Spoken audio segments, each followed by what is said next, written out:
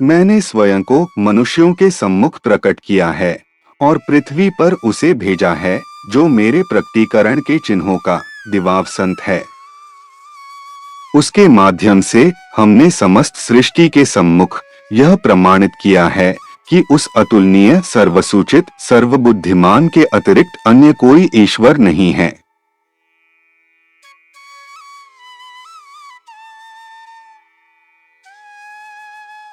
यह उद्धरण हमें बताता है कि ईश्वर कभी भी मानवता को अपने मार्गदर्शन से वंचित नहीं छोड़ता।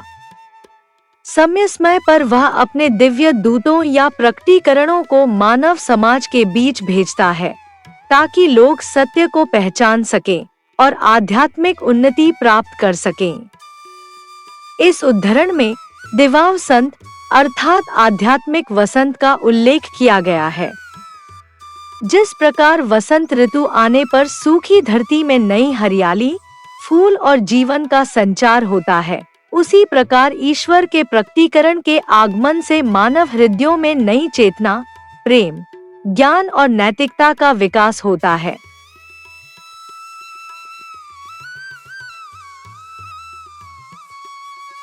बहाई शिक्षाओं के अनुसार ईश्वर का सार मनुष्य की समझ से परे है, इसलिए वह अपने गुणों और इच्छाओं को प्रकट करने के लिए अपने दिव्य दूतों को भेजता है। इन्हीं के माध्यम से मानवता ईश्वर के प्रेम, करुणा, न्याय और मार्गदर्शन को जान पाती है। यह उद्धरण हमें यह भी स्मरण कराता है कि समस्त शक्ति, ज्ञान और बुद्धि का स्रोत केवल एक ईश्वर है।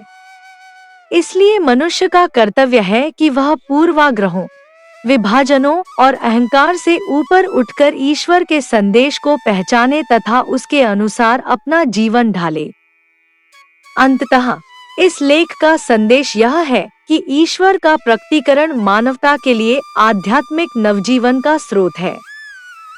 जब हम उसके संदेश को स्वीकार करते हैं, तो हमारे भीतर और समाज में परिवर्तन आता है और हम एक अधिक एकीकृत, शांतिपूर्ण तथा आध्यात्मिक रूप से उन्नत विश्व के निर्माण में योगदान दे सकते हैं।